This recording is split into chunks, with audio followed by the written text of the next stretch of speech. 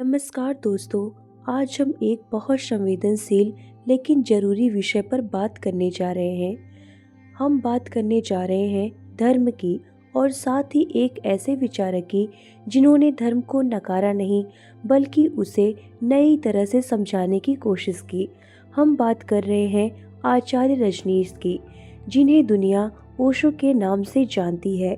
इस वीडियो का उद्देश्य किसी भी धर्म, आस्था या व्यक्ति का अपमान करना नहीं है। हम केवल यह समझने की कोशिश करेंगे कि ओशो ने धर्म के बारे में वास्तव में क्या कहा था और क्यों कहा था। तो आइए बिना गुस्से के, बिना किसी पक्षपात के शांत मन से इस विषय को समझते हैं। अक्सर लोग प्रश्न करते हैं कि ओशो धर्म के खिलाफ थे या ढोंग के खिलाफ थे। तो यह सबसे बड़ा सवाल है। अधिकतर लोग सोचते हैं कि ओशो धर्म विरोधी थे, लेकिन सच्चाई यह है कि ओशो धर्म के नहीं बल्कि झूठे धर्म के खिलाफ थे। ओशो कहते थे, मैं धर्म के खिलाफ नहीं हूँ, मैं उस धर्म के खिलाफ हूँ जिसने इंसान को गुलाम बना दिया। उनके अनुसार जो धर्म इंसान को डराता है, जो सवाल करने से रोकता है, जो आज़ादी छीन ले, वह धर्म नहीं हो सकता। तो ओशो के अनुसार असली धर्म क्या है? ओशो कहते हैं, धर्म कोई किताब नहीं है, धर्म कोई संस्था नहीं है, धर्म कोई नियम नहीं है। उनके अनुसार असली धर्म एक अनुभव है। जब इंसान खुद को जानने लगता है, अपने मन को समझने लगता है, भीतर शांति महसूस करता है, वही स्थिति धार्मिकता है। ओशो के शब्दों में धर्म बाहर नहीं है बल्कि धर्म तुम्हारे भीतर है। मंदिर, मस्जिद और चर्च पर ओशो की सोच क्या थी? ओशो मंदिर, मस्जिद या चर्च के खिलाफ नहीं थे, लेकिन वे यह जरूर कहते थे कि अगर मंदिर जाना तुम्हें अच्छा इंसान नहीं बना रहा तो मंदिर जाने का कोई अर्थ नहीं। उनके अनुसार इंसान ने धर्म को जगहों से बांध दिया है, जबकि धर्म तो चेतना की आस्था है। वे कहते हैं, भगवान दीवारों में कैद नहीं है। डर वाला धर्म ओशो की सबसे बड़ी समस्या थी। ओशो को सबसे बड़ी आपत्ति डर पर टिके धर्म से थी।